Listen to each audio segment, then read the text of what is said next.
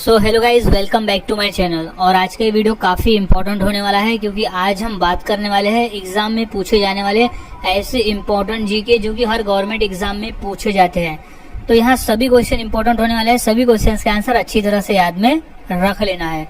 सो शुरुआत करते हैं आज के हमारे जीके स्टडी की। तो सबसे पहला प्रश्न है, विश्व जल दिवस कब मनाया जाता है? सो इसका सही जवाब है ऑप्शन नंबर डी, 22 मार्च को।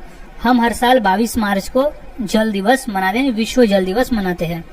अगला सवाल है, नोबेल पुरस्कार प्राप्त करने वाला प्रथम भारतीय कौन था? सो इसका सही जवाब है option number D, Rabindranath Tagore. अगला सवाल, माउंट एवरेस्ट पर चढ़ने वाली पहली भारतीय महिला कौन थी? सो इसका सही जवाब है ऑप्शन नंबर सी, बछेंद्री पाल। अगला सवाल है, अंतर्राष्ट्रीय महिला दिवस किस दिन मनाया जाता है? सो इसका सही जवाब है ऑप्शन नंबर ए, 8 मार्च। हम हर साल 8 मार्च को अंतर्राष्ट्रीय महिला दिवस मनाते हैं। अगला सवाल है, भारतीय जीवन बीमा निगम का मुख्यालय कहाँ पर है? सो इसका सही जवाब है ऑप्शन नंबर सी, मुंबई में। अगला सवाल है, काजीरंगा राष्ट्रीय पार्क कहाँ है? सो इसका सही जवाब है ऑप्शन नंबर सी, असम में। काजीरंगा राष्ट्रीय पार्क असम राज्य में स्थित है। अगला सवाल, देश का लौह पुरुष किसे कहा जाता है? तो इसका सही जवाब है ऑप्शन नंबर ए, सरदार पटेल, यानी सरदार वल्लभ भाई पटेल को देश का लौह पुरुष कहा जाता है। अगला सवाल है, नालंदा विश्वविद्यालय का संस्थापक कौन था? सो इसका सही जवाब है option number B, Kumaragupta. Kumaragupta Nalanda विश्वविद्यालय का संस्थापक था। अगला सवाल है, महान सम्राट अशोक किस वंश के थे? सो इसका सही जवाब है ऑप्शन नंबर बी, मौर्य वंश के। महान सम्राट अशोक मौर्य वंश के थे। अगला सवाल, भारतीय रिजर्व बैंक का मुख्यालय कहाँ है? सो इसका सही जवाब है ऑप्शन नंबर सी, मुंबई में। अगला सवाल, रिहंद बांध किस राज्य में है? सो इसका सही जवाब है option number B, Uttar Pradesh में। अगला सवाल, चोल शासकों की भाषा क्या थी? सो इसका सही जवाब है ऑप्शन नंबर ए, तमिल भाषा। अगला सवाल, निम्नलिखित में से कौन कविराज के नाम से विख्यात था? सो सही जवाब है ऑप्शन नंबर डी, भोज परमार। अगला सवाल, हुमायूंनामा की रचना किसने की थी? तो सही जवाब है ऑप्शन नंबर ए, गुलबदन बेगम ने। अगला सवाल, भारत में प्रथम आक्रमणकारी कौन था? सो वो था ऑप्शन नंबर बी, मोहम्मद बिन कासिम। अगला सवाल, औरंगजेब का मकबरा कहाँ पर है? तो सही जवाब है ऑप्शन नंबर सी, औरंगाबाद। अगला सवाल, प्रसिद्ध चेतक घोड़ा किससे संबंधित है? सो सही जवाब है option number C, Maharana Pratap से। अगला सवाल, पाल वंश का संस्थापक कौन था? सो सही जवाब है ऑप्शन नंबर बी, गोपाल। पाल वंश का संस्थापक था। अगला सवाल, किस सिख गुरु ने फारसी में जफरनामा लिखा था? तो सही जवाब है ऑप्शन नंबर बी, गुरु गोविंद सिंह जी ने। अगला सवाल, जगन्नाथ मंदिर किस राज्य में है? सो इसका सही जवाब है ऑप्शन नंबर ए, उड़ीसा राज्य में। अगला सवाल, महाराणा रणजीत सिंह के उत्तराधिकारी कौन थे? तो सही जवाब है ऑप्शन नंबर डी, खड़क सिंह। अगला सवाल, किस राज्य के शासक नवाब वजीर कहलाते थे? सो इसका सही जवाब है ऑप्शन नंबर बी, अवध के नवाब। अगला सवाल, पीतल में कौन सी धातुएं होती है? सो इसका सही जवाब है ऑप्शन नंबर सी, तांबा एवं जस्ता मिलाकर पीतल बनता है। अगला सवाल है, शिवाजी का राज्याभिषेक कहाँ हुआ था? सो इसका सही जवाब है ऑप्शन नंबर ए, रायगढ़ किले में हुआ था शिवाजी महाराज का राज्याभिषेक। अगला सवाल, निम्नलिखित में से कौन अंतिम मुगल सम्राट थे? सो इसका सही जवाब है ऑप्शन नंबर ए, बहादुर शाह द्वितीय। अगला सवाल, मुगल काल की राजभाषा कौन सी थी? सो राइट जवाब है ऑप्शन नंबर सी, फारसी भाषा थी मुगल काल की राजभाषा। अगला सवाल, राज्यसभा का सभापति कौन होता है? सो इसका सही जवाब है ऑप्शन नंबर बी, उपराष्ट्रपति। अगला सवाल, सैनिक संगठन खालसा दल की स्थापना किसने की? सो इसका सही जवाब है ऑप्शन नंबर ए, कपूर सिंह ने। अगला सवाल है, हुमायूंनामा किसने लिखा था? सो इसका सही जवाब है ऑप्शन नंबर सी, गुलबदन बेगम ने। हुमायूंनामा गुलबदन बेगम ने लिखा था। अगला सवाल है, वाराणसी शहर किस नदी के किनारे स्थित है? तो इसका सही जवाब है ऑप्शन नंबर बी, गंगा नदी के किनारे स्थित है वाराणसी शहर। अगला सवाल, सम्राट अशोक किसके उत्तराधिकारी थे? सो इसका सही जवाब है ऑप्शन नंबर ए, बिंदुसार के। अगला सवाल, महात्मा गांधी जी को अधनंगा फकीर किसने कहा था? सो सही जवाब है ऑप्शन नंबर सी, चर्चिल ने। अगला सवाल है, चार मीनार कहाँ स्थित है? तो सही जवाब हो जाएगा इसका ऑप्शन नंबर बी, हैदराबाद में। अगला सवाल, महात्मा गांधी का जन्म कब हुआ था? तो इसका सही जवाब है ऑप्शन नंबर बी, सन 1869 में। महात्मा गांधी का जन्म हुआ था सन 1869 में। अगला सवाल, अजंता की गुफाएं कहाँ स्थित है? तो इसका सही जवाब है ऑप्शन नंबर सी, महाराष्ट्र राज्य में। अगला सवाल, फतेहपुर सीकरी किस राज्य में स्थित है? तो इसका सही जवाब है ऑप्शन नंबर सी, उत्तर प्रदेश में। अगला सवाल, गौतम बुद्ध का वास्तविक नाम क्या था? तो इसका सही जवाब है ऑप्शन नंबर बी, सिद्धार्थ।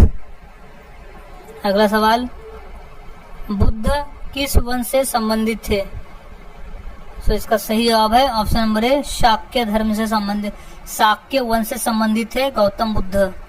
अगला सवाल, अंतर्राष्ट्रीय मजदूर दिवस कब मनाया जाता है? तो इसका सही जवाब है ऑप्शन नंबर डी, 1 मई को हम हर साल अंतर्राष्ट्रीय मजदूर दिवस मनाते हैं। अगला सवाल, निम्न में से कौन संत महाराष्ट्र के थे? सो इसका सही जवाब है ऑप्शन नंबर बी, संत तुकाराम। अगला सवाल, किसने कहा था दिल्ली अभी दूर है? तो इसका सही जवाब है ऑप्शन नंबर ए, निजामुद्दीन औलिया ने। अगला सवाल, ईसा मसीहा का जन्म कहाँ हुआ था? तो इसका सही जवाब है ऑप्शन नंबर सी, बेथलहेम।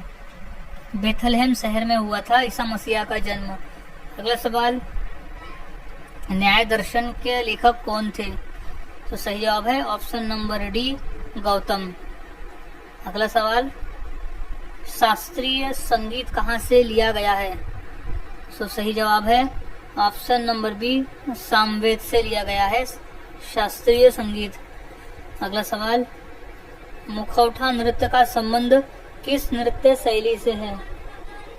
तो इसका सही जवाब है ऑप्शन नंबर सी, कथकली। मुखौटा नृत्य का संबंध कथकली नृत्य शैली से है। अगला सवाल है, सबसे प्राचीन वाद्य यंत्र कौन सा है? तो सही जवाब है ऑप्शन नंबर बी, वीणा। अगला सवाल, मोनालिसा क्या है? तो सही जवाब है ऑप्शन नंबर बी, एक चित्र है मोनालिसा। अगला सवाल, इनकलाब जिंदाबाद का नारा किसने दिया?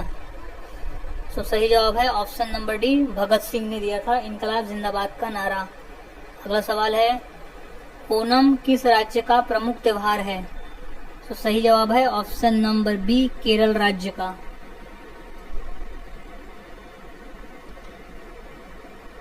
अगला सवाल है, महान सम्राट अशोक किस वंश के थे? सो सही जवाब है ऑप्शन नंबर डी, मौर्य वंश के थे। अगला सवाल, लोधी वंश का अंतिम शासक कौन था? सो राइट जवाब है option number B, Ibrahim Lodhi.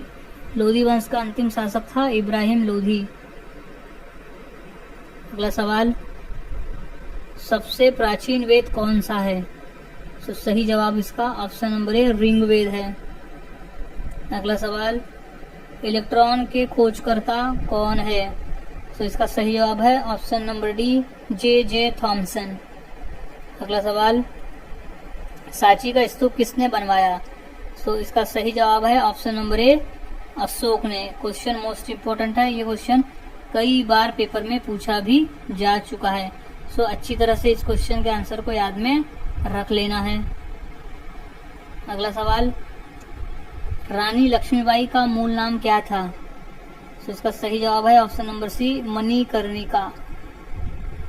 अगला सवाल है, ऑस्कर पुरस्कार का संबंध किस क्षेत्र से है? तो सही जवाब है ऑप्शन नंबर ए, सिनेमा के क्षेत्र से। अगला सवाल, जियो और जीने दो किसने कहा था?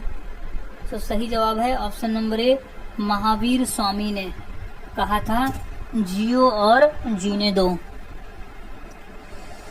अगला सवाल, भारत की सबसे ऊंची मूर्ति कौन सी है? सो इसका सही जवाब है option number C, Statue of Unity. Bharat की सबसे ऊंची मूर्ति है स्टैचू ऑफ यूनिटी।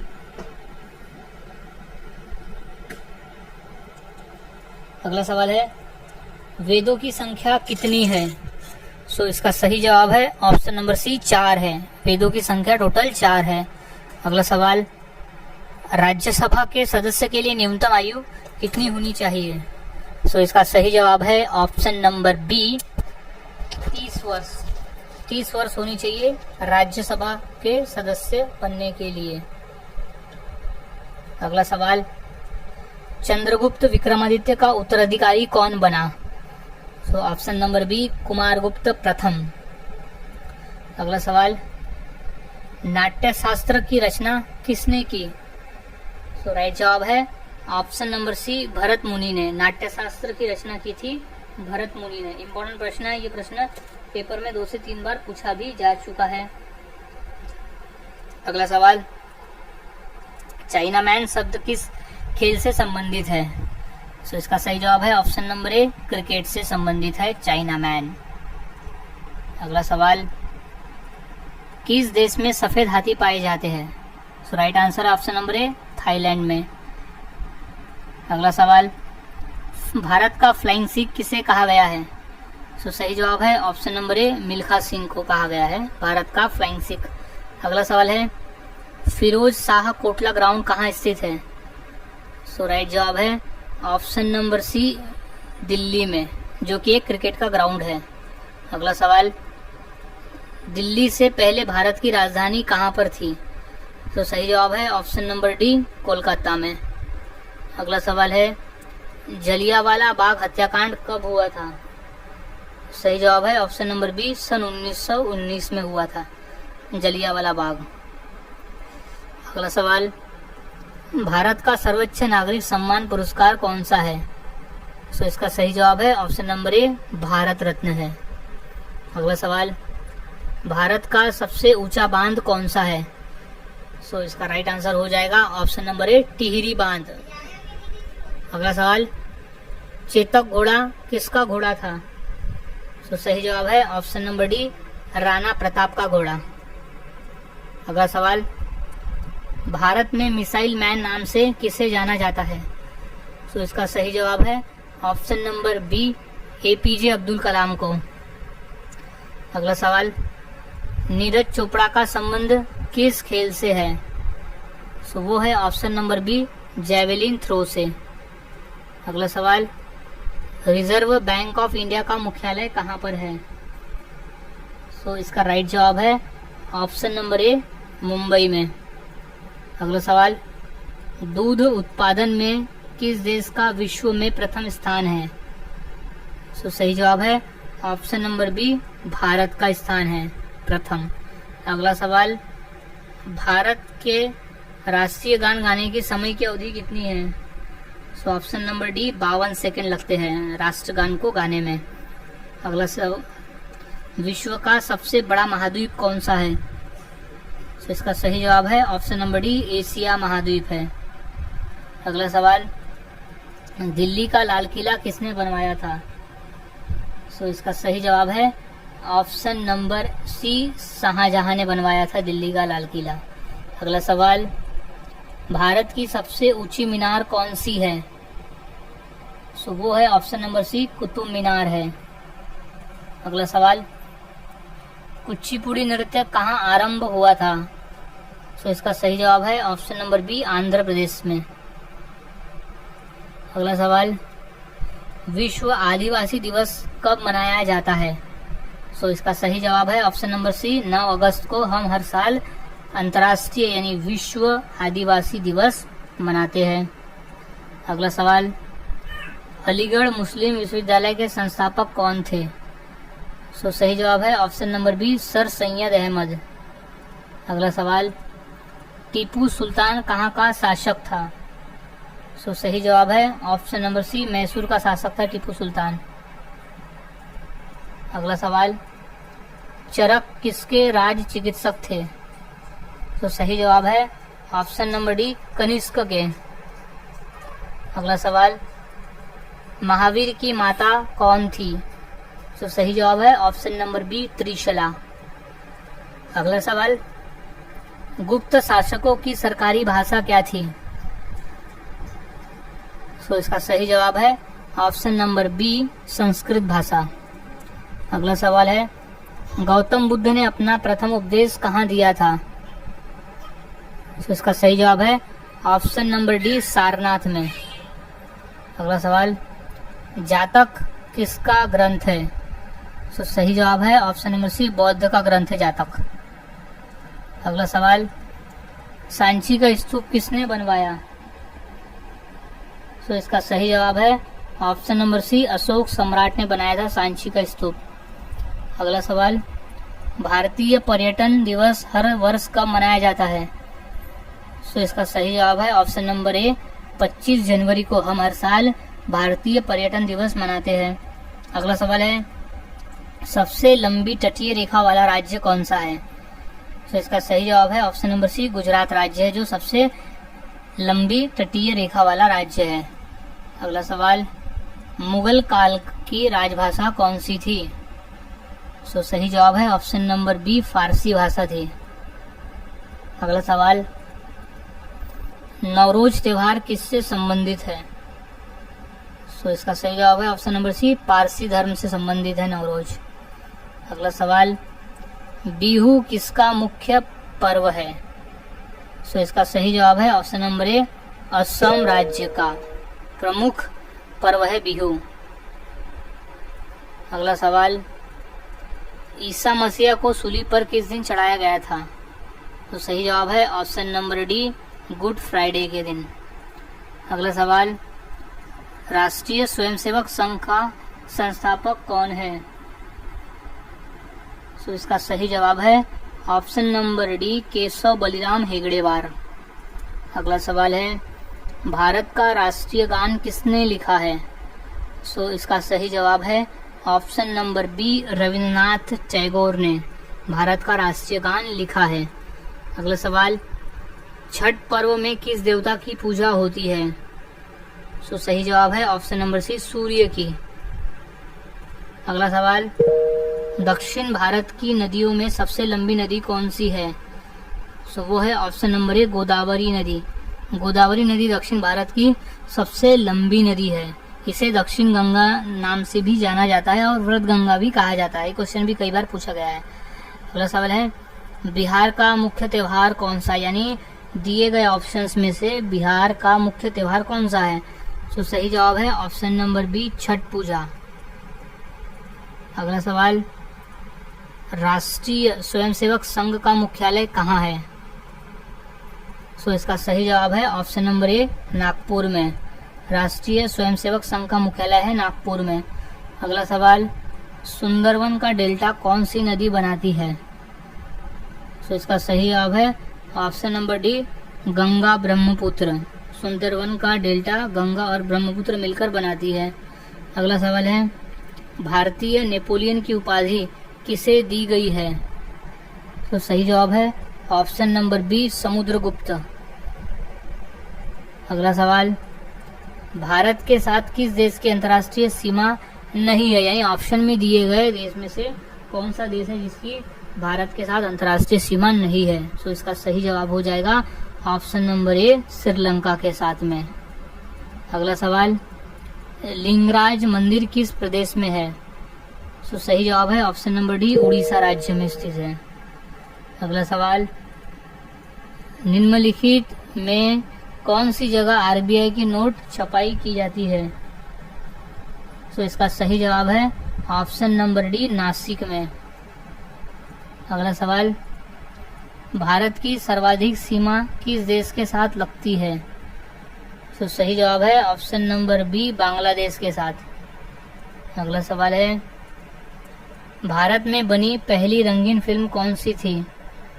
तो सही जवाब है ऑप्शन नंबर डी किसान कन्या। अगला सवाल, प्रतिवर्ष हाथी महोत्सव कहाँ मनाया जाता है? तो इसका सही जवाब है ऑप्शन नंबर बी जयपुर में मनाया जाता है। अगला सवाल, भारत डायनामाइट लिमिटेड केंद्र कहाँ स्थित है? तो इसका सही जवाब है ऑप्शन नंबर ए हैदराबाद में। भारत डायनामाइट लिमिटेड केंद्र स्थित है हैदराबाद में। अगला सवाल, गिरनार पहाड़ियाँ कहाँ स्थित है? तो इसका सही जवाब है ऑप्शन नंबर ए गुजरात में स्थित है गिरनार पहाड़ियाँ।